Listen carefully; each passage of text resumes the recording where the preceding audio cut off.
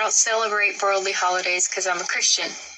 Ooh, that is a phrase that gets people so upset because the modern day church has made it seem like it's okay to be a part of worldly holidays.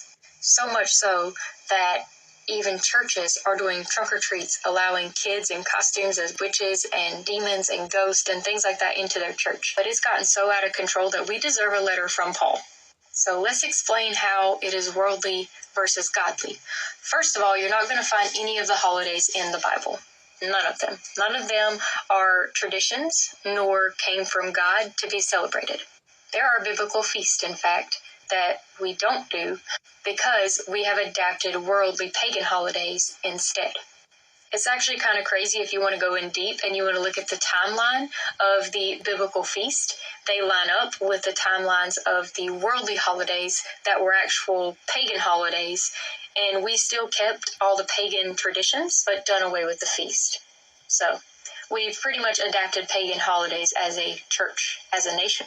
The world has us so blindsided by it that they prepare you for months in advance.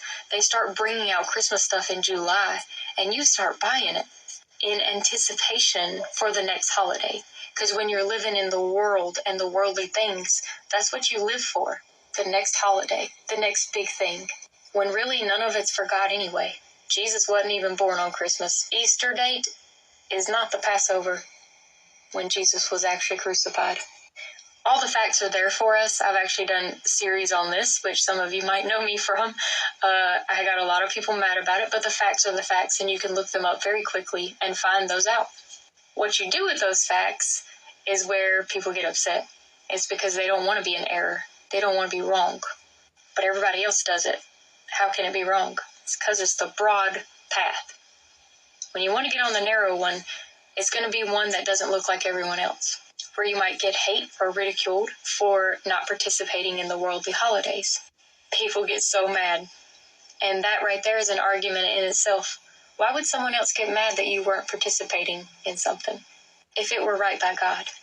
I know holidays are really a touchy subject, though. I know they are, because it's something that we grew up doing. It's what we've always known. And there's a lot of people that are in this lukewarm Christian phase where they just think it's okay. Everyone does it. It's not that big of a deal. And we're taking it too seriously. But when you read your Bible, you realize that we are supposed to take it seriously because it is serious. But at the end of the day, you do you. You have choices, you have free will. The Lord gave you free will. You can do with what you want with your celebrations on your own. But don't get mad at those who don't want to be worldly, who are trying to be godly, and trying to do the things that please God, not that go against Him. If you get mad at this video, it's called a conviction, because I did this in the most loving manner that I possibly could. Some people aren't ready to wake up to the fact that holidays are worldly, and they have no place with God. I was once that way too.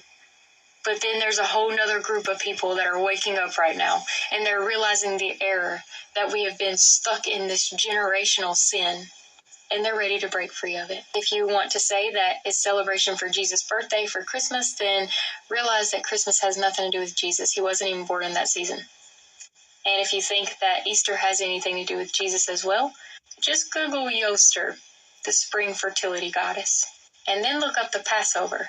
And realize that the Passover was the Last Supper, where Jesus was taken and crucified. And it is not Easter. Okay, so sorry to bust anyone's bubbles, but this had to be talked about. Whenever we sugarcoat things and we just go along with the world, that is why right now people get so upset by these things, because whenever they wake up and they hear information about it, they're like, well, so-and-so didn't tell me. Why isn't the church telling me this? Why are the churches conforming to the world? And then the ones who stand up look like they are radicals. Anyways, that's enough for today. I hope you liked this episode. If you're interested in the holiday truths, I do have a whole series on it called Holiday Truths. I love y'all. I really do. I just want to help people get closer to Jesus.